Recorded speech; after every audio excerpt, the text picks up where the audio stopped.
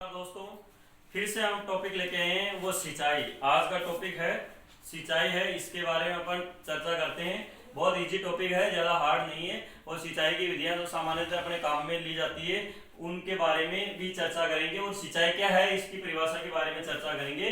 तो सिंचाई की परिभाषा की बात करें तो क्या है कि कृत्रिम रूप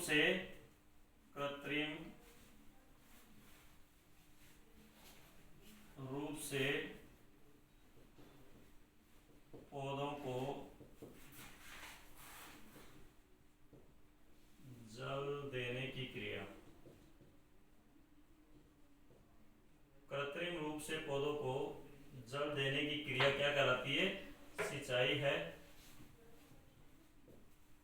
आपको बस इतना ध्यान रखना है, कृत्रिम रूप से जो दिया जाने वाला पानी होता है वो सिंचाई कहलाता है। उसका सोर्स कोई भी हो सकता है, जैसे मान लो कि अपन नहर से दे रहे हैं या कुएं या नलकूप से दे रहे हैं या तालाबों से जो दी जाने वाली सिंचाई है वो सभी क्या है? सिंचाई है। और इसके बाद में अपन बात करते हैं कि सिंचाई की परिभाषा हो गई। अब अपन यदि अपन बात करते हैं कि सर्वाधिक है, सिंचाई क्यों जरूरी है। पहली बात तो अपन यदि सिंचाई की बात करते हैं कि सिंचाई क्यों जरूरी है पौधों के लिए, तो पौधों का जो जीव द्रव्य है, जिसे पौधों का जीव द्रव्य है वो 80 से 85% है, वो जल का बना होता है।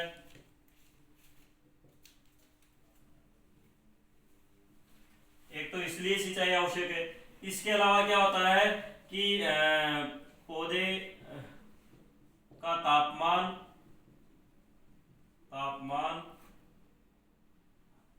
स्थिर रखने के लिए क्या होता है कि वाष्पोत्सर्जन होता है पौधे से। तो वाष्पोत्सर्जन होने से जो पत्ती है उसकी सतह से क्या है? पानी है वो वाष्प के रूप में रिमूव होता है।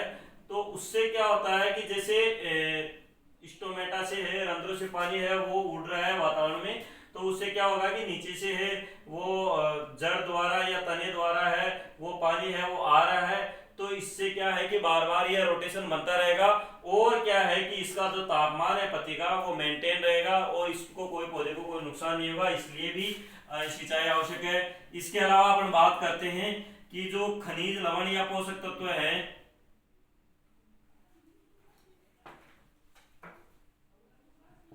पोषक तत्वों को पौधे तक पहुंचाना,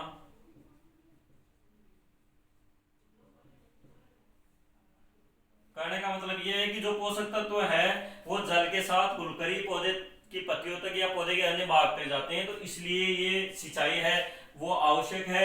इसीलिए अपन जो सिंचाई के बारे में पढ़ रहे हैं। अब अपन बात करते हैं कि सिंचाई के स्रोत कौन कौन से जो स्रोत है जो सिंचाई के लिए उपयोगी है या सिंचाई के लिए काम में लिए जाते हैं। तो इसमें पहला अपन बात करते हैं सिंचाई के स्रोत, सोर्स ऑफ इरिगेशन की बात करते हैं अपन। तो इसमें पहला है नहर। यदि अपन कैनाल्स की बात करते हैं कि नहर द्वारा सर्वाधिक भारत में सिंचाई है वो कहाँ की जाती है, तो ये है पंजाब की बात करते हैं कि सर्वाधिक सिंचाई है, सर्वाधिक सिंचाई है वो है पंजाब और हरियाणा। इन राज्यों में क्या है? सर्वाधिक सिंचाई है वो नहर द्वारा की जाती है। ये तो है। यदि अपन किसी राज्य की बात करते हैं, राजस्थान की बात करते हैं, तो राजस्थान में सर्वाधिक सिंचाई है वो हनुमानगढ़, वो है गंगानगर। जो ये जिले हैं राजस्थान के, तो इनमें सिंचाई है वो नहर द्वारा की जाती है। अब उसके बाद में बात करते हैं दूसरी जो सिंचाई का स्रोत है वो है कुएं व नलकूपों द्वारा।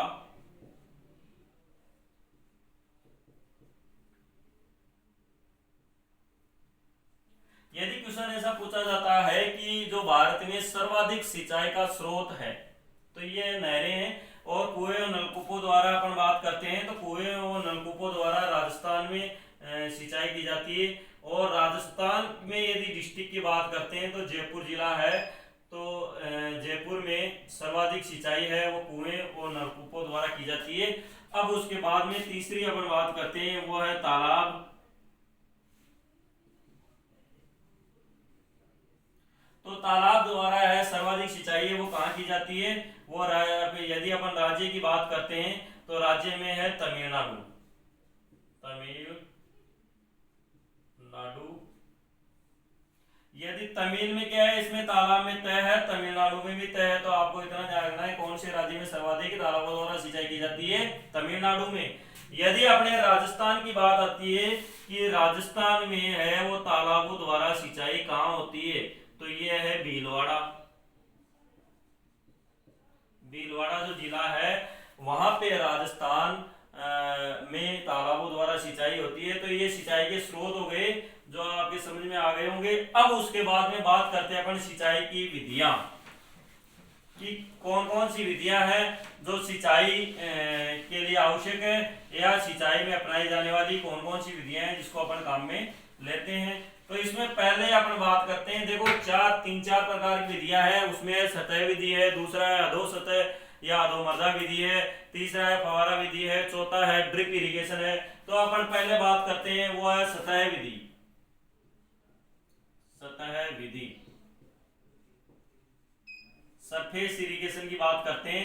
इसमें क्या होता है कि जो मृदा है उसकी सतह पर है वो पानी है वो खुला दिया जाता है और ये सतह पर पानी बहता है और इससे सिंचाई की जाती है। तो इस प्रकार की जो विधि है उसको सतह विधि कहते हैं। और सतह विधि में अपन पहली बात करते हैं तो वो है प्रवाह विधि, फ्लड इरिगेशन। इस प्रकार की जो विधि है वो कौन सी फसलों के लिए अपनाई जाती है, ये इंपॉर्टेंट है। जो प्रवाह विधि है साधारणतः है वो धान के लिए मुख्यतः अपनाई जाती है, साधारणतः नहीं मुख्यतः ही है।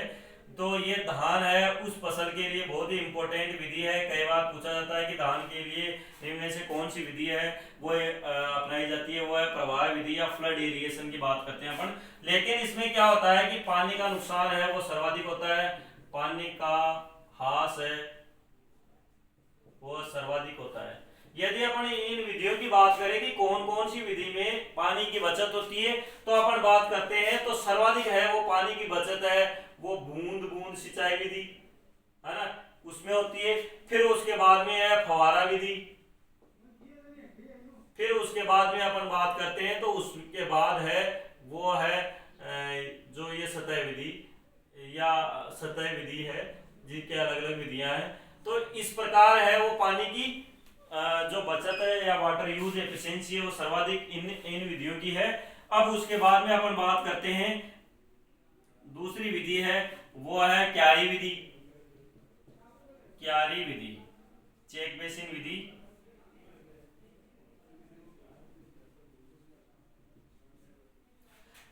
इस विधि का जो अन्य नाम है वो है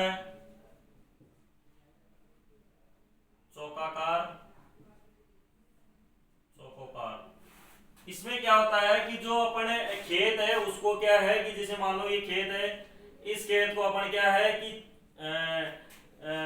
जैसे मान लो ये मेन चैनल है और इसको अपन क्या है कि छोटी छोटी क्यारियों में डिवाइड कर देते हैं और इस प्रकार है वो खेत को, जैसे मेन चैनल है इस प्रकार है वो अपन खेत को डिवाइड करके और इस प्रकार सिंचाई की क्रियाएं करते हैं। तो इस विधि को चौकाकार या चेक बेसिन विधि कहते हैं।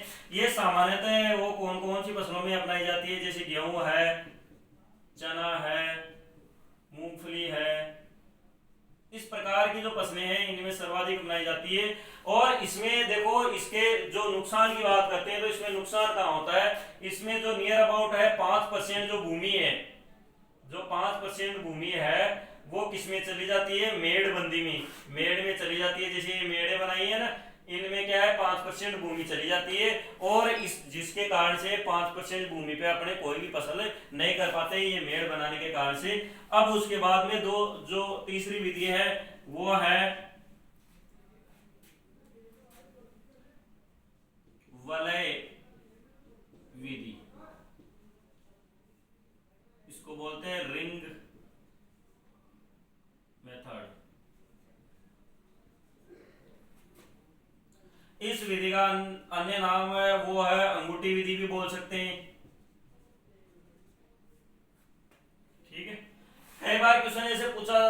कि निम्न में से वह कौन सी विधि है जो सर्वाधिक प्रयोग में ली जाती है, पहले का मतलब पहले जमाने में, या सर्वाधिक पहले प्रयोग में ली जाने वाली निम्न में से कौन सी विधि है जो पहले सबसे ज्यादा पुरानी विधि है, सर्वाधिक प्रचलित है और सबसे ज्यादा उसी को काम में लेते हैं, तो वह है क्यारी विधि। ये ध्यान में रखना। अब उसके बाद में वलय विधि की बात करते हैं, ये अंगूठा विधि, अंगूठी विधि। तो अंगूठी विधि जिसे अपन अंगूठे पर रिंग डालते हैं, तो इसी प्रकार क्या है कि ये साधारणतः है वो फल वृक्षों के लिए उपयुक्त है, फल वृक्षों के लिए उपयुक्त विधि है। इस विधि में क्या किया जाता है कि जैसे ये फल वृक्ष है और इस प्रकार इसमें चैनल बनाए जाते हैं,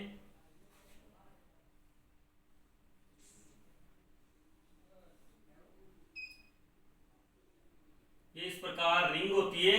अब पानी है वो मेन चैनल से जाएगा और फिर ऐसे निकलते हुए वो फल वृक्ष के चारों तरफ निकलते हुए ऐसे चला जाएगा। तो इस प्रकार की विधि को जो अंगूठी विधि या वलय विधि के नाम से जाना जाता है, फल वृक्षों के लिए सबसे उपयुक्त विधि यही है, यह आपको ध्यान में रखना है। अब उसके बाद में दूसरी विधि है, वो भी फल वृक्षों के लिए उपयोगी है लेकिन सबसे ज्यादा उपयुक्त यही है। उसके बाद में थाला विधि।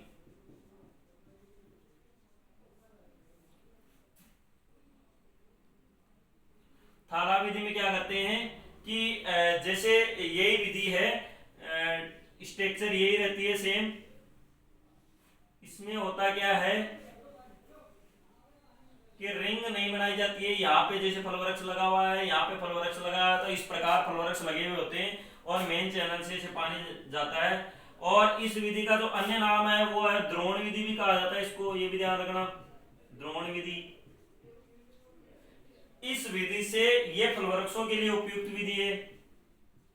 फल वृक्षों में इस विधि में जो नुकसान है वो क्या है, देखो फल वृक्षों के लिए उपयोग है लेकिन इस विधि में एक नुकसान है, वो ये है कि जैसे मान लो कि ये फल वृक्ष है और इस फल वृक्ष से कोई ना कोई रोग हो गया है, तो ये जैसे पानी है वो इसके टच में आएगा, कांटेक्ट में आएगा, और इससे क्या है कि इसमें जो रोग हुआ है, इसके स्पोर से ये बीजाणु है वो दूसरे जो फल वृक्ष है उसके ऊपर पहुंच जाएंगे। ऐसे इसमें जो रोग फैलने की जो गति है या रोग फैलने की जो संभावनाएं है वो ज्यादा रहती है। और इससे क्या होता है कि जो पानी के कांटेक्ट में तना भी आता है, जिससे जो तने से संबंधित रोग है वो होने की संभावनाएं रहती है। तो इस प्रकार ये सतह विधि है जो आपके समझ में आ गई होगी। और इसके अलावा जैसे एक और है वो है कूड़ विधि।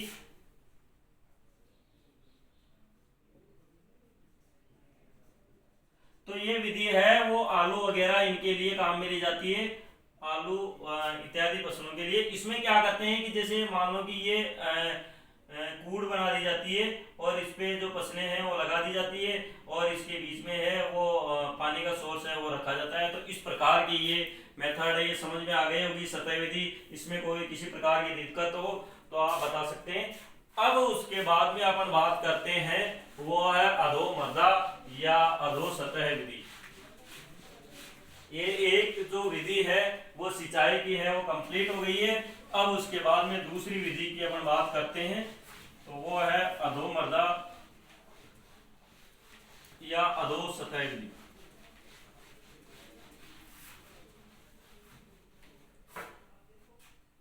दूसरी विधि है वो है अधोमर्दा या अधो सतह विधि। सब सरफेस मेथड है ये। इस प्रकार के मेथड में क्या करते हैं कि ये आपको ये इंपॉर्टेंट है इसमें कि यह विधि भारत में नहीं अपनाई जाती, ये ध्यान रखना। बस निम्न में से इसे पूछा जाता है कि निम्न में से वह कौन सी विधि है जो भारत में नहीं अपनाई जाती है, तो आपको ध्यान रखना है अधोमर्दा या अधोसतह विधि, सब सरफेस मेथड, जो भारत में काम में लिया जाता है, नहीं लिया जाता है, सॉरी। अब इसके बाद में ये बताया गया है कि यह विधि है वो बहुत खर्चीली होती है, बहुत कॉस्टली होती है, यह खर्चीली विधि है। अब इस विधि में देखो करते क्या है कि ऐसे भारत में नहीं अपनाई जाती है, वो दूसरे जो डेवलप्ड कंट्री है उनमें ये विधि अपनाई जाती है, लेकिन इसकी बहुत ज्यादा समस्या है, कॉस्टली भी पड़ती है। इसमें क्या है कि जैसे पाइपलाइन है वो ऐसे बिछा देते हैं नीचे की ओर जो अधोमर्दा में, और ऐसे इसमें पोर्स कर देते हैं, जगह जगह पोर्स कर देते हैं। और इससे क्या होता है कि यहाँ पे अपन क्या है कि कोई ना कोई क्रॉप लगाते हैं और उस फसल की जो से रूट निकलती है तो यहाँ से बूंद से पानी निकलता है और इस प्रकार जो रूट्स निकली हुई है तो उस रूट्स पे जो पानी है वो पौधे ले लेते हैं और ये इस प्रकार है। अब इसमें जो समस्या क्या आती है, इसके लाभ क्या है? यदि अपन लाभ की बात करते हैं तो इसके लाभ ये है कि जैसे पानी का उपयोग है वो अच्छा हो जाता है इसमें।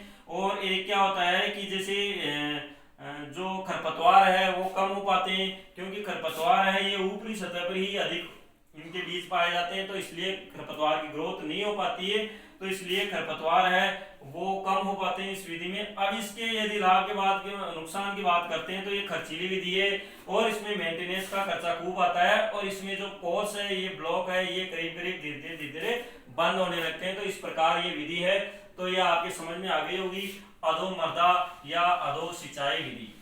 अब इसके बाद में अपन बात करते हैं वो है फवारा विधि, जो साधारणतः है वो सभी जानते हैं उस विधि के बारे में।